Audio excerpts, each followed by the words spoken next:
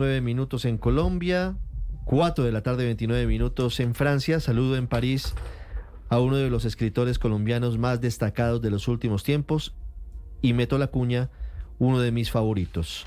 Maestro Juan Gabriel Vázquez, buenos días. Buenos días, Ricardo, un placer estar con ustedes. He leído, gracias primero por atendernos estos minutos, maestro.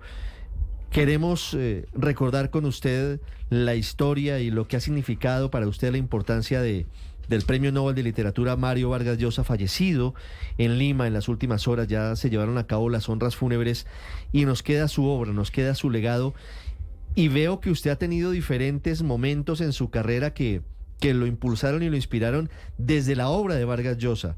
Fue ganador, entre otros, del cuarto premio de novela que lleva el nombre del Nobel Mario Vargas Llosa en el 2021, pero además ha sido un ferviente seguidor de su obra. ¿De dónde surge? ¿En qué momento empieza a sentir la influencia en su obra, maestro Juan Gabriel Vázquez, por parte del Nobel fallecido Mario Vargas Llosa? Pues eso ocurrió muy pronto, cuando comencé a darme cuenta de que las obsesiones que me rondaban cuando empezaba a escribir novelas, cuando empezaba a tratar de darles forma literaria a mis obsesiones, pues tenían más relación con la obra de Mario Vargas Llosa que con la de otros, de los grandes autores que habían marcado mi juventud de lector, García Márquez, evidentemente, o Carlos Fuentes, o Julio Cortázar en América Latina, y bueno, tantos otros. Pero Vargas Llosa tenía esta manera, en novelas como Conversación en la Catedral, que para mí es particularmente importante, de hablar de los efectos de las fuerzas, de la política y de la historia en las vidas privadas de la gente, que a mí me sedujo. Eso era lo que yo quería hacer. Yo había crecido rodeado de los fantasmas de la historia colombiana por diversas razones, y lo que quería contar eran historias del pasado, alrededor de los años 40, alrededor del 9 de abril, y las novelas de Vargas Llosa en América Latina me parecía que hacían de manera única este recorrido, ¿no? El análisis y la exploración de la relación entre las personas privadas, los seres humanos comunes y corrientes, y las grandes fuerzas del poder que moldean nuestras vidas. Entonces, ese es el nacimiento de esa influencia, digamos, o de esa relación que tuve con sus novelas. Y luego ya vinieron otras manifestaciones. Sí, otras manifestaciones, pero además hay una similitud en algunos de los temas que toca la obra de Mario Vargas Llosa y lo que usted escribe, Juan Gabriel. Al final tiene un enfoque que tiene que ver, uno, con el pasado, pero además tiene que ver con hechos políticos, con sucesos reales. Lo veo en Vargas Llosa y lo veo evidentemente en muchos de sus libros también. Sí. Conversación en la Catedral, famosamente, es la novela de la dictadura, la novela de las relaciones, ¿no?, entre el poder totalitario o autoritario y los ciudadanos privados. Y en esa novela, tanto como en Historia de Maita, que es otra novela que a mí me encanta, hay esa manera como las inercias de las ideas, de las ideologías, de las fuerzas políticas van llevando a la gente a lugares a donde no necesariamente estaban destinadas las personas, y todo eso a mí me ha interesado. A mí me ha interesado. No es entonces raro, no es entonces raro que haya buscado las novelas de Vargas Llosa como modelos en mi juventud. Maestro, la idea del oficio que tiene el Nobel Vargas Llosa ha influido en usted, ha influenciado en usted. Muchísimo. Yo creo que incluso más que sus novelas, incluso más que las novelas mismas, a mí me ha marcado de Vargas Llosa la manera de asumir el oficio de escritor, una manera que pasa por la consagración total al aprendizaje del oficio, una manera que pasa por la comprensión de la literatura como una vocación, una pasión que es excluyente, que le exige al escritor la eliminación de todo lo demás, ¿no? Todo lo que estorbe al ejercicio de la literatura tiene que ser eliminado, y el descubrimiento de esa manera de asumir la vocación a mí me habló de manera muy directa cuando comenzaba a preguntarme cómo se llega a ser escritor. Y esa especie de militancia, ¿no? Esa especie de defensa de la disciplina, de la constancia, que está en un libro de él sobre Flaubert que se llama La orgía perpetua, o en un libro que se llama Carta de batalla por Tirant Leblanc, que habla de literatura medieval, renacentista en España, pero en realidad lo que hace es una defensa de cierta manera de asumir el ejercicio novelístico. Pues yo estos textos los leí como si me describieran el tipo de escritor que yo quería ser. Entonces ha sido muy importante para mí esa manera de asumir el oficio diario, ¿no? Que Vargas Llosa ha explicado con tanta elocuencia en sus entrevistas. Hay una entrevista con Ricardo Cano Gaviria, escritor colombiano, que es extraordinaria. Se llama El buitre y el ave fénix, y explica todas estas cosas, y yo la leí con absoluta pasión cuando tenía 20 años, y esas ideas me marcaron mucho, sí. Maestro, ¿cómo ve usted la política en la vida de Vargas Llosa? La política asumida desde diferentes ámbitos, la política en su obra, que también está mucho en la suya, en acontecimientos políticos, pero también lo que pasó después, y que lo hemos venido hablando desde ayer. Su decidida defensa inicial de la Revolución Cubana, su desencanto una década después por cuenta de un episodio que empieza a mostrar cómo Fidel Castro no soporta la disidencia, y luego incluso a llegar a suspender su actividad literaria, que es de tiempo completo, como la ejerce Vargas Llosa, como la ejerce usted, para dedicarse a la política, para ser candidato presidencial en el año 90. Sí, eso fue tremendamente sorprendente para sus lectores en ese momento, pero a mí me parece en cierto sentido coherente también con una cierta figura del escritor que él encarnaba en América Latina, un escritor como intelectual público que interviene en el debate público, en la conversación pública. Es una figura que viene mucho de la idea del intelectual que se tiene en Francia, y la francesa es una cultura que marcó a Vargas Llosa siempre. Luego el salto a la actividad política, ahí ya yo creo que intervinieron otros factores, son muy difíciles de definir.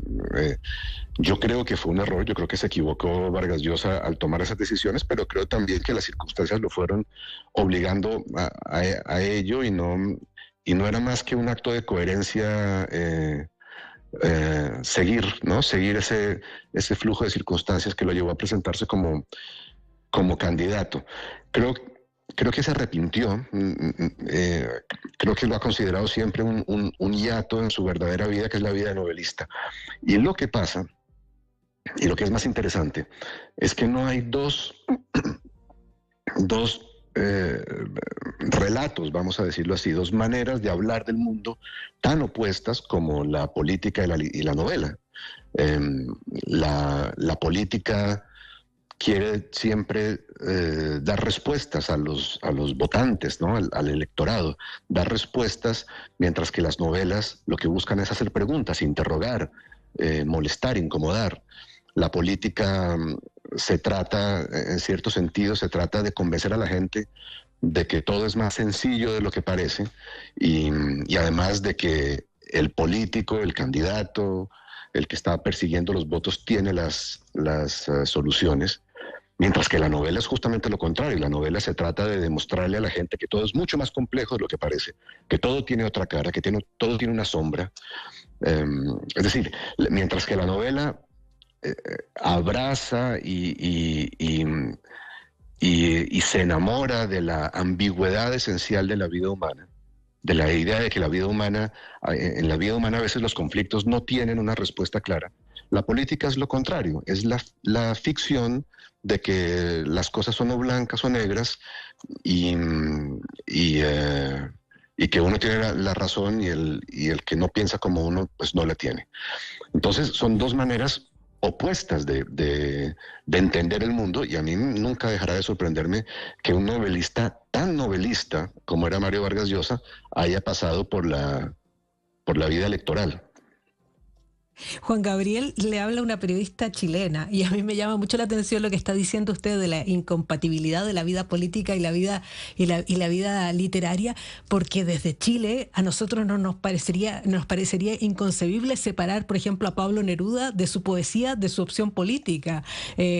¿Puede haber diferencia entre la prosa y la poesía o efectivamente usted se sostiene en esta incompatibilidad de lo político y lo literario? Yo creo que hay diferencia entre la poesía y la novela, pero no es eso de lo que hablo, sino de el ejercicio de la política, el ejercicio electoral de la vida política, el ejercicio como candidato de la vida política y la vida novelista. Ahí es donde me encuentro yo que hay una incompatibilidad de miras, una incompatibilidad de lenguajes, de discursos, que es absolutamente irreconciliable. Pero aparte de eso, yo sí creo que un poeta, un novelista es al mismo tiempo un ciudadano con convicciones políticas, con una actividad a veces militante, a veces menos, en la vida pública. Y eso es lo que hizo Vargas Llosa como columnista, por ejemplo, como periodista. Y eso está bien. Ahí no encuentro yo una contradicción. Sí encuentro que son dos maneras distintas de ver el mundo. El novelista, como digo antes, tiene una extraña capacidad, o más bien las novelas tienen una capacidad muy extraña para ocultar o difuminar las creencias del novelista, las convicciones del novelista. Mientras que un novelista, cuando escribe columnas, lo que tiene que hacer es defender sus convicciones. Lo que quiero decir con esto es que Vargas Llosa, por ejemplo, tiene varias novelas. Pienso en La fiesta del chivo, en Tiempos recios, que es más reciente, que son novelas que muchos lectores a los que no les gustan las opiniones políticas de Vargas Llosa, las leen como objetos extraños, porque parece que las novelas piensan una cosa muy distinta de lo que él defiende en sus columnas o defendía. Y esto no es para sorprenderse. Cuando se trata de un novelista de verdad, los grandes novelistas son siempre van por detrás de las novelas. Las novelas son más generosas, las novelas saben más cosas, admiten más puntos de vista, con mucha frecuencia encontrados con las opiniones que el novelista puede tener como persona privada. Sí. Maestro, pasemos al departamento de Vanidoteca. ¿Usted cuándo conoció a Mario Vargas Llosa y en qué oportunidades tuvo la posibilidad de compartir con él? Pues yo lo conocí muy brevemente hace mucho tiempo, en el año 97, pero fue un encuentro breve en que nos presentaron y luego no pasó nada más. Pero años después ya empezó una relación distinta, siempre para mí una relación asimétrica, siempre era... yo lo consideré siempre una especie de maestro. Entonces, a pesar de que al final de su vida teníamos una forma de la amistad, era una amistad de la que yo me siento por la que yo me siento muy agradecido, que me parece un privilegio, pero yo siempre guardé la conciencia de la asimetría de esta relación, de que era una relación con un maestro, con una de las figuras principales que habían moldeado mi idea de mi oficio desde que yo era joven. Entonces, esta etapa comenzó, creo, hacia el año 2012, probablemente 2011, y bueno, hasta su muerte hace un par de días. Hasta hace un par de días. Imagínese usted, todo el tiempo presente en su vida. Maestro Juan Gabriel Vázquez, le agradezco mucho estos minutos en Blue Radio para recordar a uno de los más grandes, al último que quedaba del boom latinoamericano, que fue tan importante y que es el origen de nuevos y grandes talentos para la literatura como el suyo. Ha sido usted muy amable y feliz tarde en París. Bueno, muchísimas gracias a ustedes. Termina el maestro Juan Gabriel Vázquez una columna que escribió el 20 de diciembre del 2023 en El País de España a propósito de la publicación del último libro, de la última novela de Mario Vargas Llosa, que se llamó Le dedico mi silencio. Una columna muy sentida, muy sentida sobre lo que significó leer la última línea de Vargas Llosa.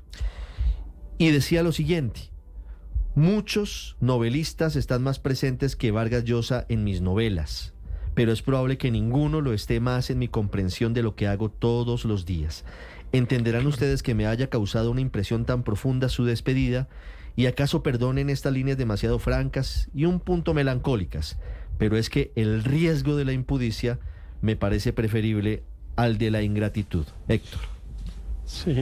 Sí, no, pues evidentemente la influencia, bueno, y lo acaba de decir él mismo, de Vargas Llosa en Juan Gabriel Vázquez, que es tal vez uno de los escritores, si no el más importante, el más reconocido que tiene Colombia hoy por hoy, pues es muy grande. Pero la conversación me volvió, digamos, a una discusión que planteó el padre en su comentario temprano en la mañana sobre el tema de la distinción de la actividad política y de los y del tema del autor, en fin.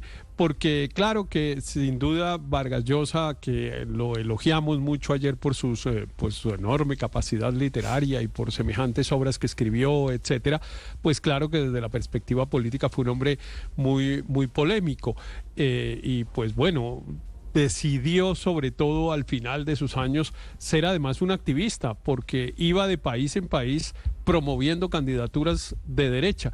Por ejemplo, pues adoptó a Kast para despedirle a los chilenos que votaran por él en vez de votar por Boric. Lo hizo, por la propia hija de Fujimori, lo hizo por Bolsonaro en Brasil, por ejemplo, para decir que era preferible Bolsonaro que Lula da Silva, y en fin, un montón de actitudes, de posturas políticas. En Colombia, por ejemplo, también claramente pues apoyaba al presidente Álvaro Uribe, aunque fue menos activo, pues ayer y antier se rotó mucho por las redes sociales las afirmaciones de que Colombia había escogido la pobreza habiendo escogido a Petro. Lo escuchamos aquí. Claro, entonces pues hay esa discusión que yo sí creo que es una discusión que vale la pena. Yo vi por ahí un video de una periodista peruana que decía una cosa que me pareció muy interesante. Era pues durísimo, pero me parece que decía una cosa que era muy interesante a propósito de la propuesta de separar el autor de la obra, pues la persona. Sí. Y ella decía, pero si con Vargas Llosa lo hacemos desde el principio, aquí nadie está discutiendo si es o no un gran escritor, porque lo era. Lo que pasa es que no son incompatibles, no es la una o la otra. Él fue las dos cosas. Como escritor, fue un hombre grande. En las posturas políticas, pues uno podrá estar o no de acuerdo con él. Ahora, lo que es cierto es que él también fue un crítico fuerte de las dictaduras del Cono Sur, de derecha, del Cono Sur en los años 70 y en los también años 80. Entonces, Héctor, también se rotó un video, yendo y viniendo en la cosa política. También se rotó un video en el que un periodista chileno de alguna manera trata de proponer que hay algunas dictaduras buenas, ¿verdad? Sí. Y el maestro es categórico, y creo durísimo. Que también hay en esa charla un candidato político, un candidato presidencial, tal vez es que ya le voy a decir cuál es el apellido, que creo que de nuevo es candidato en las elecciones de este año en Chile. Es claro en decirle que el maestro Vargas Llosa relativiza la gravedad de la dictadura de Pinochet, y Vargas Llosa le dice, no, aquí no importa si es de derecha o de izquierda. No hay dictadura buena, así claro. Más que nada, más que como un liberal. Más que haber sido un hombre de derechas, de eso le iba a decir, es un hombre con pensamiento liberal. 9:48, María Consuelo. No, simplemente para notar que en eso de política y literatura, tal vez la amistad más fuerte que tuvo Mario Vargas Llosa en Colombia fue con Plinio Puleyo Mendoza. Sí. Y porque no solamente transitaron a través de la literatura, y Plinio le hizo muchas entrevistas muy importantes, hizo obras conjuntas con él, pero adicionalmente transitaron de la izquierda a la centroderecha. Claro. También se desencantaron juntos. Exactamente, desencantados juntos del proceso que se había vivido en la Unión Soviética, en Cuba. Y tal vez por eso conservaron esa amistad durante muchísimos años. Amistad que no conservó Vargas Llosa con el Nobel García Márquez. 9:49, llegan los deportes y la actualización de las noticias en Mañanas Blue. Estás escuchando Blue Radio.